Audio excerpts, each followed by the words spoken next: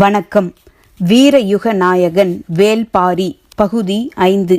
தனது நினைவில் இல்லாத ஒரு நாளை பற்றி கேள்விப்பட்ட கணத்தில் இருந்து கபிலர் சற்றே அதிர்ந்து போயிருந்தார். நீலன் அவர் அருகில்தான் உட்கார்ந்திருந்தான். அவனிடம் பேச கபிலரின் மனம் விரும்பினாலும் அவரது எண்ணங்கள் முழுவதும் கைதவறிப்போன நினைவுக்குள்தான் இருந்தன. நீலன் எழுந்தான். ஊர்பழையன் உங்களை பார்க்க வேண்டும் எனச் சொல்லியிருந்தார். அவரை அழைத்து வருகிறேன் என்று சொல்லிச் சென்றான். ஊரின் மிக வயதான ஆணை பழையன் என்றும் பெண்ணை பழைச்சி என்றும் அழைப்பது வழக்கம். அதே யோசனையில் இருந்த கபிலர் தான் உட்கார்ந்திருக்கும் மரப்பலகையை விரலால் கீறிக்கொண்டிருந்தார். எவ்வளவு அகலமான பலகையாக இருக்கிறது! இது என்ன மரம் என்று அதை உற்று பார்த்தார். அவரால் கண்டறிய முடியவில்லை. அந்த பெண் சிறு மூங்கில் கூடையில் நாவற்பழங்களை கொண்டு வந்து கொடுத்தாள். அதை வாங்கி கொண்ட கபிலர் இது என்ன மரம் என்று கேட்டார். திரளி மரம் என்று சொன்னாள். திரளி மரம் இவ்வளவு அகலமாக இருக்குமா? இது நடுப்பாகம்தான். அடிப்பாகம் இன்னும் அகலமானது. எங்களது குடிலில் இருக்கிறது. வந்து பார்க்கிறீர்களா? கபிலர் பதிலேதும் சொல்லவில்லை. திரளி மரம் பற்றிய பழம்பாடல் ஒன்று நினைவுக்கு வந்தது. தன் மனைவி உடன் இருந்தாலும் அழகியை நேசிக்க எந்த ஆணும் தவறுவது இல்லை. அதே போல சேர சோழ பாண்டிய வேந்தர்கள் மூவரும் தங்களுக்கு என தனித்த மரங்களை அரச சின்னங்களாக கொண்டிருந்தாலும் மூவருக்கும் பிடித்த மரமாக திரளி மரமே இருக்கிறது என்று சொல்கிறது அந்த பாடல். அதற்கு காரணம் யவன வணிகத்தின் திறவுகோலாக திரளி இருப்பதுதான். யவன நாட்டோடு வணிகத் தொடர்பு உருவாகி பல தலைமுறைகள் உருண்டோடிவிட்டன. இன்று அது உச்சத்தில் இருக்கிறது. இந்த வணிகத்தில் பெரும் செல்வமாக யவனர்கள் கருதுவது மிளகைத்தான்.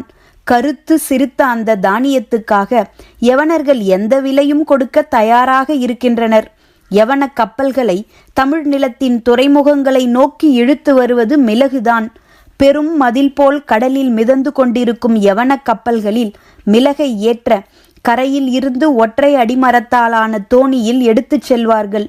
அந்த தோணி திரளி மரத்தால் ஆனது. துறைமுகங்களில் நிற்கும் திரளி மரத் தோணிகளே மிளகு வணிகத்தின் குறியீடாக மாறின. வணிகர்கள் கடலில் மிதக்கும் கப்பல்களை எண்ணுவதை விட கரையில் மிதக்கும் திரளி மரத் தோணிகளை எண்ணியே செல்வச் செழிப்பை மதிப்பிடுகின்றனர். பெரும் பானையில் இருக்கும் உணவை அள்ளிப்போடும் அகப்பையை கொண்டு அளவிடுவதைப் போல யவன வணிகர்களுக்கு இப்போது எல்லா கணக்குகளும் மிக தெளிவு.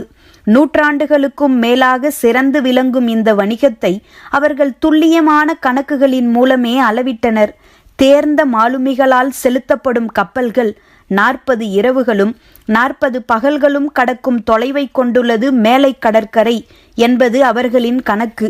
திரளியை திரோசி என்றே அவர்கள் உச்சரித்தனர். பேரியாறு, காவிரி, பொருணை என 3 நதிகளின் முகத்துவாரத்தில் இருந்த மூவேந்தர்களின் துறைமுகங்களில் எத்தனை டிரோசிகள் நிற்கின்றன என்ற கணக்குகள் நைல் நதிக்கரை நகரத்தில் எழுதி பாதுகாக்கப்பட்டன. நீலக்கடலுக்கு அப்பால் விரிந்து கிடக்கும் நாடுகளை வணிகமே இணைத்தது. அதுவே வரலாற்றை உந்தி தள்ளியது. யவனர்கள் தங்களுக்கு தேவையான முத்தும் மிளகும் நவரத்தினங்களும் செழித்து கிடக்கும் பூமியாக தமிழ் நிலத்தை கண்டனர். அழகின் பித்தர்கள் கூடி வாழும் செல்வ வளம் மிக்க நாடாக யவன தேசத்தை தமிழ் வணிகர்கள் அறிந்து வைத்திருந்தனர். இரு நாட்டு வணிகர்களும் அரசியல் சதுரங்கத்தில் முன்பின் காய்கள் நகர்வதற்கு காரணமாக இருந்தனர். வணிகமே வரலாற்றின் போக்கை தீர்மானிக்கிறது. இந்த கருத்தோடு தொடக்க காலத்தில் கபிலருக்கு உடன்பாடு இல்லை. ஆனால் கடந்த 20 ஆண்டுகளாக தனது கண்முன்னால் நடக்கும் அரசியல் சூழ்ச்சிகளை அறிந்த பிறகு அவர் தனது கருத்தை மாற்றிக்கொண்டார். கடல் கடந்து நடக்கும் இந்த பெரும் வணிகம்தான் பேரரசுகளை விடாமல் இயக்குகிறது.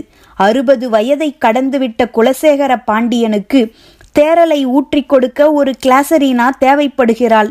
கடற்பயணத்தின் தொலைவும் கப்பல்களில் ஏற்றப்படும் பொருட்களும் பெருக்கெடுக்கும் லாபமும் கணக்குகளால் கண்டறியப்பட்டபடி இருக்க வணிகமும் கணிதமும் பேரரசுகளின் இரு கண்களாகின. மழை கொட்டி முடித்த ஒரு நண்பகல் நேரத்தில் கொற்கை துறையில் நின்ற கபிலர் கொந்தளிக்கும் கடல் அலையை பார்த்து கொண்டிருந்தார்.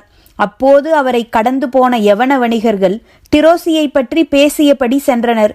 திரளியை யவனர்கள் இப்படித்தான் உச்சரிக்கின்றனர் என்பதை கபிலர் அன்றுதான் கேட்டு அறிந்தார். பெரும் வணிகத்தின் திறவுகோலாக இருக்கும் திரளி இங்கு படுத்து உறங்கும் பலகையாக கிடக்கிறது. அதுவும் இவ்வளவு அகலமான திரளி மரம் செல்வத்தின் பெரும் குறியீடு அல்லவா? எண்ணங்கள் எங்கெங்கோ ஓடியபடி இருக்க விரல் நகத்தால் திரளி மரத்தின் மீது அழுத்தி கோடு போட முயற்சித்து கொண்டிருந்தார் கபிலர். அப்போது நீலன் ஊர் பழையனை அழைத்து வந்தான். அவரது உயரமே கபிலரை ஆச்சரியப்பட வைத்தது. சுருங்கி மடிந்திருக்கும் தோல்தான் வயோதிகத்தை சொன்னது. மற்றபடி நெடும் உயரம் கொண்ட அந்த மனிதரின் கை எலும்புகள் உருட்டுக்கட்டைகளைப் போல இருந்தன. அடர்த்தியற்ற நரைமுடியை பின்னால் முடிச்சிட்டிருந்தார். அவரது உடல் முழுவதும் தழும்புகள் திட்டு திட்டாக இருந்தன. எத்தனை ஈட்டிகளுக்கும் அம்பு முனைகளுக்கும் தப்பி பிழைத்த உடல் இது! இவ்வளவு வயதான ஆண்களை இப்போது எல்லாம் பார்ப்பதே அரிதாகிவிட்டது. பழையன் வந்து திரளி மரப் பலகையில் கபிலருக்கு பக்கத்தில் அமர்ந்தார். நீலன் நின்று கொண்டிருந்தான். தசைப்பிடிப்பு இன்று சரியாகிவிடும், நாளை நீங்கள் நடக்கலாம் என்றார் பழையன். கபிலருக்கு அப்போதுதான் தசைப்பிடிப்பு நினைவுக்கு வந்தது. நீலன் என்னை பாதுகாப்பாக அழைத்து வந்து விட்டான் என்றார் கபிலர். சிறுவன், இன்னும் பக்குவம் போதாது. நாகக்கிடங்கின் ஆபத்தை அவன் உணரவில்லை என்றார் பழையன். ஆற்றைச் சுற்றி வந்து சேர்வது முடியாது என்பதால் அப்படி செய்ததாக சொன்னான் என்றார் கபிலர். சுற்றி வந்து சேர முடியாமல் போகலாம், ஆனால் உயிரோடு வந்து சேர வேண்டும் அல்லவா? கபிலர் நீலனை பார்த்தார். இளைஞர்களின் துணிவை பெரியவர்களால் ஏற்றுக்கொள்ள முடிவது இல்லை. அதற்காக இளைஞர்கள் கவலை கொள்வது இல்லை. நீலன் கவலைப்படாமல் தான் நின்று கொண்டிருந்தான். ஆனாலும் பழையனின் வார்த்தைகளுக்கு முன் பணிவு கொண்டு நின்றான். நாவற்பழம் பழையனுக்கு மிகவும் பிடிக்கும். எனவே இந்த வசவு வேகமாக முடிவுக்கு வரும் என அவனுக்கு தெரியும். ஏன் பழத்தை எடுக்காமல் இருக்கிறீர்கள்? எடுத்து உண்ணுங்கள் என்று கபிலருக்கு அருகில் கூடையை நகர்த்தினார் பழையன். கூடையில் இருப்பது காட்டில் பல்வேறு நாவல் மரங்களில் இருந்து பறித்த பழங்கள். ஒவ்வொரு நாவற்பழத்துக்கும் ஒவ்வொரு வகையான சுவை உண்டு. எந்த நாவற்பழத்தை முதலில் எடுத்து உண்ண வேண்டும் என்பதில் இருந்து தொடங்குகிறது காடு பற்றிய அறிவு. புதிதாக எவராவது வந்தால் அவர்களுக்கு கூடை நிறைய நாவற்பழத்தை தருவது விருந்தோம்பல் மட்டுமல்ல, காடு பற்றிய அவர்களது அறிதலை அளத்தலும் தான். எடுத்து சாப்பிடுங்கள் என்று பழையன் கூடையை கபிலரிடம் தள்ளிய போது கபிலர் முதற் பழத்தை எடுத்து வாயில் போட்டார். அதிலிருந்தே தெரிந்துவிட்டது காடு பற்றி அவருக்கு எதுவும் தெரியாது என்று. காடற்ற மனிதனை காட்டுக்குள் அழைத்து வந்திருக்கிறாய் என்று நீலனை முறைப்பதைப் போல் இருந்தது பழையனின் பார்வை.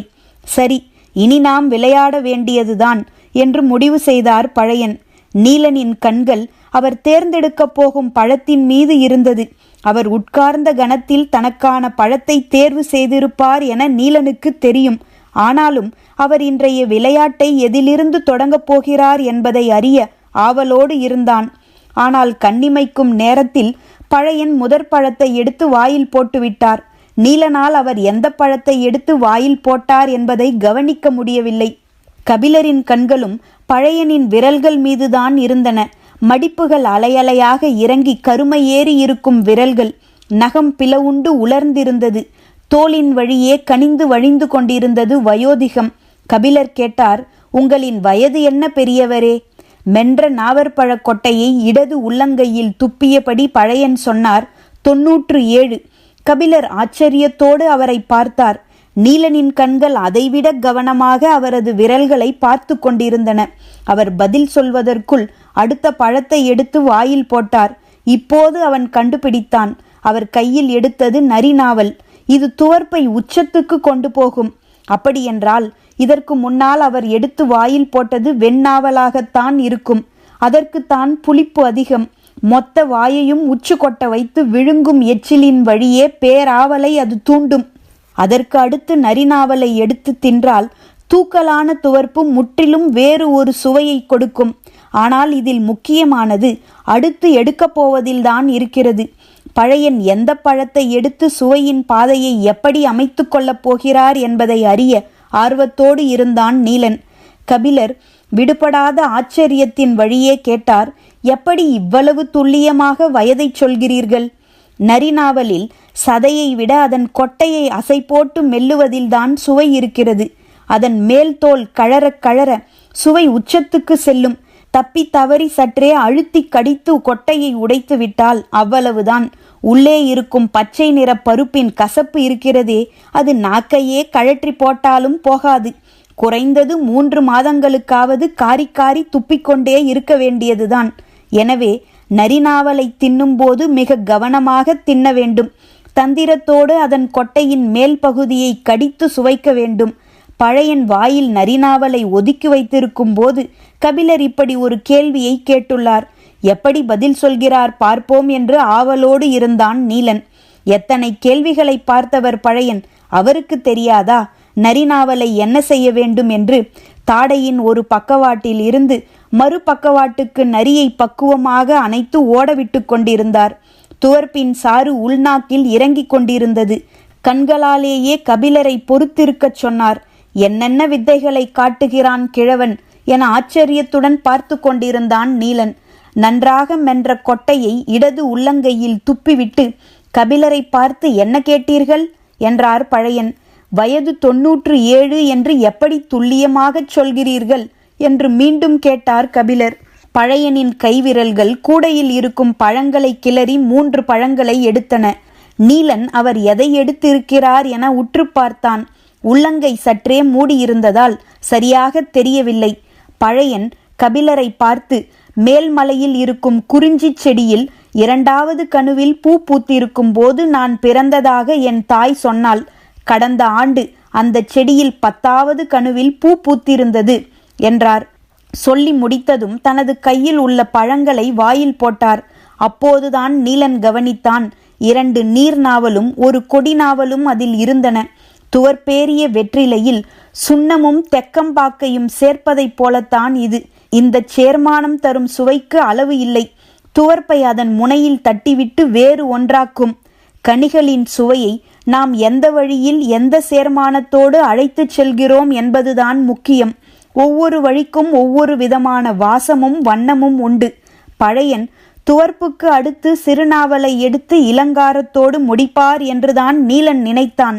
ஆனால் அவரோ சட்டென வேறு ஒரு சுவைக்கு தவ்வி குதித்து விட்டார். அதுவரை நீலம் ஏறியிருந்த அவரது நாக்கு செவல் நிறத்துக்கு மாறத் தொடங்கியது. நீலன் அதிர்ந்து போய்தான் நின்றான். பழையன் தனது நாக்கால் மேல் உதட்டை தடவியபடி பேசியதற்கு காரணம் இருக்கத்தான் செய்தது. நெல்லிக்கனிக்கு அடுத்து குடிக்கும் முதல் மிடறு நீர் நெல்லியால் அறியப்படாத சுவையை நாக்குக்கு தந்து முடிப்பதைப் போல்தான் இதுவும். நாவற்பழத்தின் அடர் கருநீலத்துக்குள் இருப்பது ஒரு சுவை அல்ல, சுவைகளின் பேருலகம். கணக்கில்லா கனிகள் தொங்கும் மரத்தில் தனக்கான கனியை தேர்வு செய்யும் பறவையைப் போலத்தான் பழையனும். நீலன் ஆச்சரியப்படுவதை தவிர வேறு வழியில்லை. கபிலருக்கு ஏற்பட்டது ஆச்சரியம் அல்ல, அதிர்ச்சி. அவர் மனதுக்குள் பழையன் சொன்ன கணக்கு சரிதானா என்பதை எண்ணிக்கொண்டிருந்தார். 12 ஆண்டுகளுக்கு ஒரு முறை பூக்கும் குறிஞ்சிப்பூ 2வது கணுவுக்கும் 10வது கணுவுக்கும் இடையில் இருக்கும் கணுக்களின் எண்ணிக்கை, முன்னும் பின்னும் மீதி இருக்கும் ஆண்டுகள் என எல்லாவற்றையும் மனதுக்குள் கணக்கு போட்டு கொண்டிருந்தார். 97 என்று பழையன் சொன்ன கணக்கு மிகச் சரியானது என அறிந்த போது கபிலர் ஏறக்குறைய உறைந்து போனார். கணிதம் கடலிலும் கப்பலிலும் மட்டுமல்ல, காட்டிலும் கணுக்களிலும் இருக்கிறது என்பதை ஒற்றை செய்தியில் விளங்க வைத்தான் பழையன். ஆனால் கபிலரால் விளங்கிக் கொள்ள முடியாத எத்தனையோ விஷயங்கள் அங்கு நடந்து கொண்டிருந்தன. தான் எடுக்கப் போகும் நாவற்பழம் கொண்டு தனது காட்டு அறிவு கணிக்கப்படும் என்பது அவரால் கற்பனை செய்து கூட பார்க்க முடியாத ஒன்று. எடுத்த உடனே பூநாவலை எடுக்கும் ஒருவரை பற்றி சொல்ல என்ன இருக்கிறது? இரவு கஞ்சி குடிக்கும் முன் இவருக்கு தும்முச்சி சாறு கொடுங்கப்பா என்று சொல்லிவிட்டு போனார் பழையன். அது என்ன சாறு? எனக்குத்தான் கால்வலி சரியாகிவிட்டதே, பிறகு ஏன் தர வேண்டும் என்று விடாமல் கேட்டுக்கொண்டிருந்தார் கபிலர். நீலன் சொன்னான், நீங்கள் காட்டுக்கு புதியவர் அல்லவா, அதனால்தான். நானா காட்டுக்கு புதியவன்? குறிஞ்சி நிலத்திலேயேதான் எனது வாழ்வின் பெரும்பகுதியை கழித்திருக்கிறேன். அந்த துணிவில்தான் நான் பாரியை பார்க்க தன்னந்தனியாக மலையேறத் தொடங்கினேன் என்றார். மனித வழித்தடங்களின் வழியாக நீங்கள் காட்டை அறிந்திருப்பீர்கள். இது மனித வாசனை படாத காடு. ஒளி விழாத இடத்துக்குள் நுழைந்து செல்ல வேண்டும். பல வகையான பூச்சிகள் இருக்கின்றன. அவையெல்லாம் கடித்த பிறகுதான் உங்களால் உணர முடியும். அதன் பின்னரும் உணர முடியாத பூச்சிகள்தான் இந்த காட்டில் அதிகம்.